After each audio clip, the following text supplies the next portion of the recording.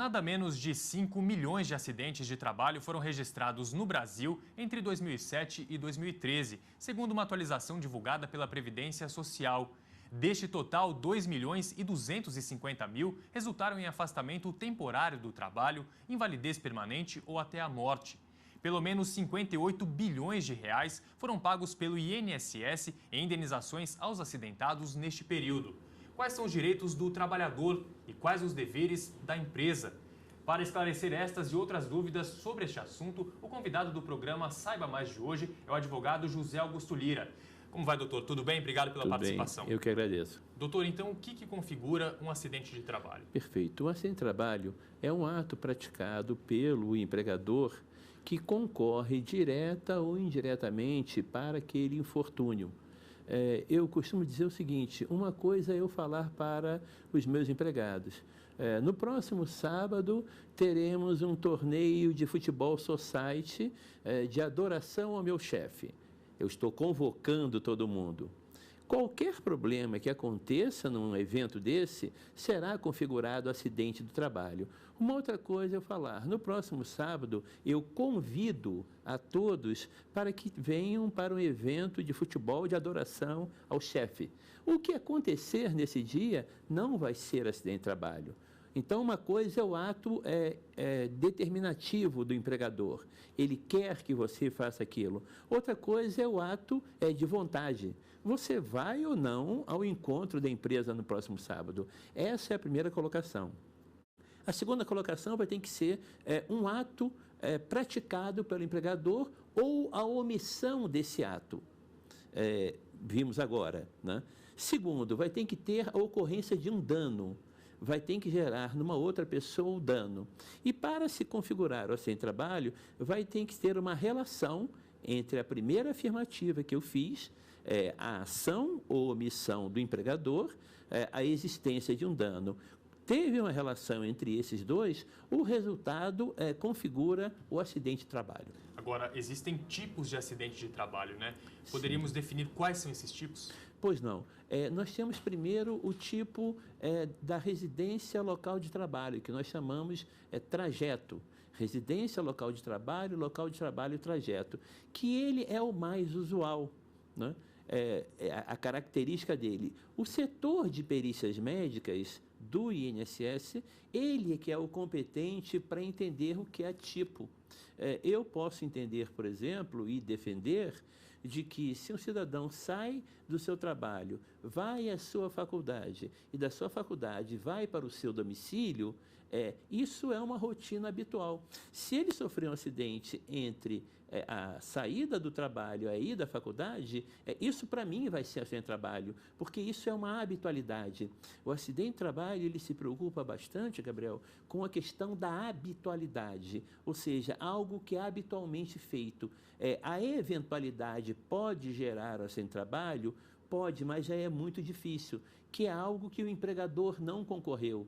Se eu na sexta-feira saio do meu trabalho, passo primeiro no happy hour, tomo um chopinho gostoso e sofro um acidente, isso não vai ser acidente de trabalho, né? Isso vai ser um auxílio-doença ou qualquer outra coisa caracterizada. Então, tem que estar um comando direto ou indireto do empregador. A característica, portanto, é a existência de uma relação entre aquela atividade que o empregado fez e o exercício do cargo que ele ocupava. Essas duas questões devem estar bem ligadas. Certo, o senhor respondeu agora nessa última questão, essa parte do deslocamento entre casa e trabalho. Muito trabalhador tem dúvida a respeito dessa situação. Perfeito. Quando a pessoa está no deslocamento entre casa-trabalho ou trabalho-casa, após o expediente, e sofre um acidente, também se configura um acidente de trabalho? Perfeitamente. É excelente a pergunta, como todas da casa. Por um bom tempo, e ainda há uma ideia de que o acidente de trabalho seria apenas aquele que ocorre em até 2 horas. Isso foi durante muito tempo, sem querer falar em jurisdições, uma jurisprudência do Superior Tribunal de Justiça que dizia que o deslocamento, residência, local de trabalho, residência, o acidente de trabalho seria em até 2 horas. Mas no mundo moderno, com os engarrafamentos que as metrópoles têm, isso se deslocou. Então, hoje, o que prevalece para nós, para registrar um acidente de trabalho, é o ânimo de se deslocar. O empregado, ele tinha o ânimo de se deslocar da residência para o local de trabalho ou local de trabalho à residência. Não importa que se ele entrou em terceiras colocações, se ele foi para uma faculdade, se ele foi para uma pós-graduação, se ele foi para um curso, o que importa é que o ânimo de se deslocar. Lhe digo mais, se ele saiu do trabalho e era habitual ele ir para a sua igreja, orar, por ser religioso, por ser católico, aquilo é uma habitualidade dele, é uma rota dele. Nós chamamos de usos e costumes. Isso, então, se incorpora para o acidente de trabalho. Acho que essa última resposta até começa a complementar a próxima pergunta, que é a respeito desse deslocamento para um outro local, de casa para um outro local, antes de chegar até o trabalho. Vamos colocar um exemplo do dia a dia, muitos pais que deixam crianças na escola antes de ir ao trabalho. Também, nesse trajeto casa-escola, se acontece algum acidente, é caracterizado acidente de trabalho? Não tem a menor dúvida que é caracterizado acidente de trabalho, porque o ânimo, hoje, para todo advogado previdenciarista, trabalhista, existe o ânimo do deslocamento. Ele, quando se deslocou do seu domicílio, o lugar onde ele fica, se estabelece, para levar o filho ao colégio, ele não tinha como finalidade terminar o seu dia no filho. A finalidade dele era ir para o seu local de trabalho. Então, nesse trajeto, acontece algum problema, vai ser acidente de trabalho. Evidentemente, vamos deixar bem claro aqui para os nossos telespectadores que honram a TV Justiça, e me honram também, que o INSS vai negar administrativamente. O setor de perícias médicas vai negar. Evidentemente, o segurado, o empregado, vai ter que procurar o seu advogado, ou não tendo condições de pagar, ganhando até 3 salários mínimos, vai ter que procurar os núcleos de prática jurídica nos diversos estados que compõem esse país. Todo ele vai ter o núcleo ou a própria defensoria para ingressar com o pedido do acidente de trabalho. Não tenha dúvida que vai haver uma negativa do INSS. Nós falamos a respeito de casos de acidentes que aconteçam no ambiente externo ao trabalho. A dúvida é a seguinte: e dentro do ambiente de trabalho, no deslocamento entre setores, por exemplo? Perfeitamente, né? Há de se colocar que o empregador ele tem o poder de mando, né? O que é o poder de mando? Ele tem direito a requerer, a requisitar, a determinar ao empregado que ele cumpra a sua atividade diária se deslocando entre setores, né? Ele pode sair de um departamento pessoal e ir para a área de informática, pode sair de um departamento pessoal e ir para a área de contabilidade, mas em todos esses itens ele está nas dependências físicas da empresa. Então, estando nas dependências físicas, não há assim a menor discussão se ele passar num piso, o piso não tenha sido bem lavado, esteja escorregadio ou tenha sido lavado com produto inadequado, ele cai, quebra uma perna, inquestionavelmente isso é acidente de trabalho. Ou qualquer outra escoriação que ele venha a sofrer, cai uma luz, machuca, e ele estava no deslocamento entre setores, necessários ou não à atividade dele ou dela, mas ele estava dentro da empresa. Isso, a caracterização é acidente de trabalho. Ele estava em serviço para o empregador ou estava em serviço pelo empregador.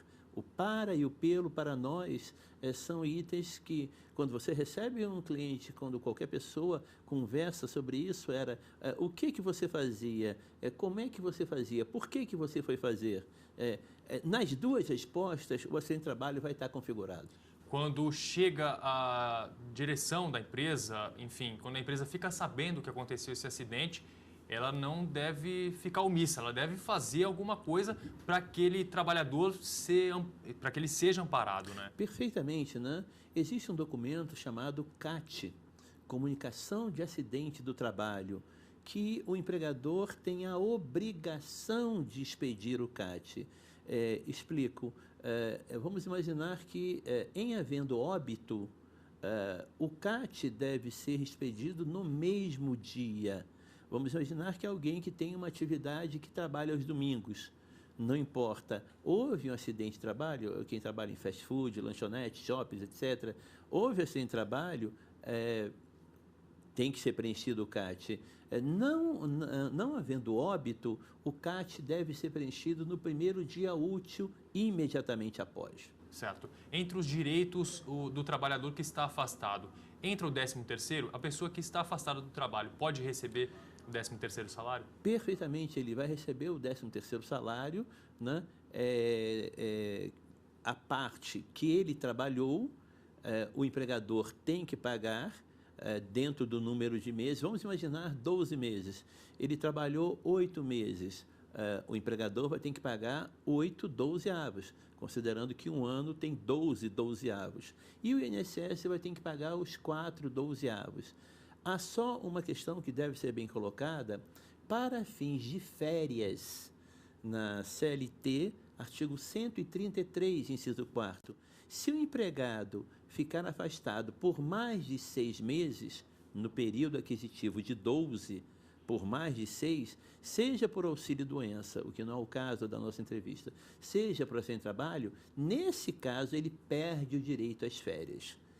Então, quanto às férias, aproveitando que você me perguntou sobre 13º, é importante dizer isso. O empregado afastado por auxílio-doença ou acidente de trabalho por período superior a 6 meses, num prazo de 12 meses, ele vai perder o direito às férias. Quando ele tiver alta e retornar, recomeça a contagem de um novo período aquisitivo. Quais outros direitos de maior destaque a gente pode abranger quanto ao trabalhador afastado? Perfeitamente a estabilidade provisória. Né? A estabilidade provisória, a partir da alta, ele tem a estabilidade provisória pelo prazo mínimo de 1 ano. Mas você pode perguntar, doutor, por que mínimo? É o setor de perícias médicas do INSS que vai dizer. De repente, ele passa por um processo de reabilitação profissional, que o INSS, diga-se de passagem, tem excelentes trabalhos feitos nisso, mas ele fica com sequelas, fica com dificuldade de capacidade de locomoção, de locomotora, ele fica com, enfim, traumas. A estabilidade pode ser por prazo superior a 1 ano. Então, o empregador tem que esperar tudo isso e, quando ele retornar, ter a certeza que a estabilidade está assegurada, provisória. Então, ele não pode ser dispensado. Ele só vai poder ser dispensado se tiver uma coisa chamada inquérito para apurar falta grave, verificar a falta que ele teve e aí ele ser afastado. Há de se falar, a propósito, também, que enquanto o empregado estiver afastado, o empregador é obrigado a recolher o fundo de garantia do empregado, como se o empregado estivesse em atividade.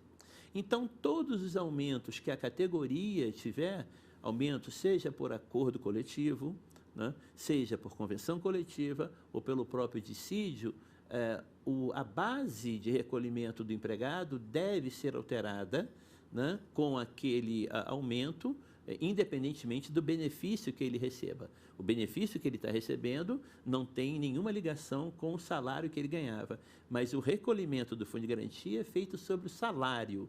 Então, teve o reajuste legal, e para nós e para o nosso telespectador entender, reajuste legal é fruto de acordo coletivo ou de convenção coletiva ou de dissídio coletivo. Isso vai depender de cada empresa.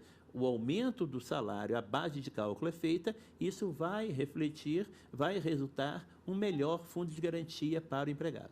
O acidente de trabalho e a doença de trabalho podem gerar indenizações? Tranquilamente que podem, e o segurado, o empregado, deve estar atento a isso. O direito, ele é lógico. Se eu demonstrar o ato, uma ação ou uma omissão do empregador, a ocorrência do dano para o empregado e uma relação entre as duas, nós temos aí, Gabriel, o que nós chamamos de responsabilidade civil acidentária. Em havendo óbito ou havendo uma invalidez, eu vou ter os danos emergentes, todos os prejuízos materiais que o empregado teve em razão daquele acidente e os lucros cessantes, o que ele vai perder até 65 anos de idade. A doença do trabalho também gera a indenização. ambas geram a indenização, que é a responsabilidade civil acidentária.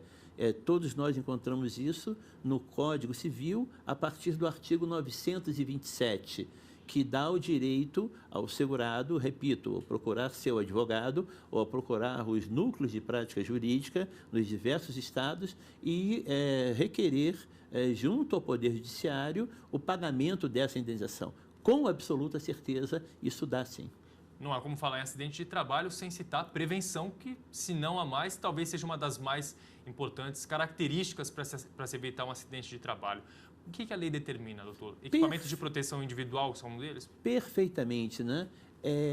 Hoje é fundamental, todo juiz hoje, quando ele vê uma ação de acidente de trabalho, ele verifica, essa empresa tem uma CIPA, Comissão Interna de Prevenção de Acidentes, anualmente é feita a Semana Interna de Prevenção de Acidentes, existe uma brigada de incêndio que protege os empregados no caso de um incêndio realmente, existem supervisores que obrigam, que verificam se o equipamento de proteção individual está sendo usado. Se o empregador ele atua rigorosamente nisso, amanhã o empregador só tem a ganhar, porque num acidente do trabalho, a suposta indenização que o empregador pagaria, ela é diminuída.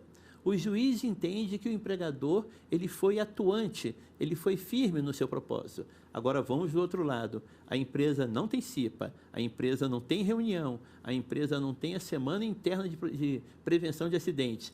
Em havendo acidente, a primeira coisa que um juiz vai olhar é: essa empresa não tem nada disso, mas ela não tinha CIPA, mas ela não tinha obrigação, então, com certeza, já é um passo para aquele segurado ter o seu direito a ter, como você bem disse, a indenização pelo acidente ou a indenização pela doença do trabalho.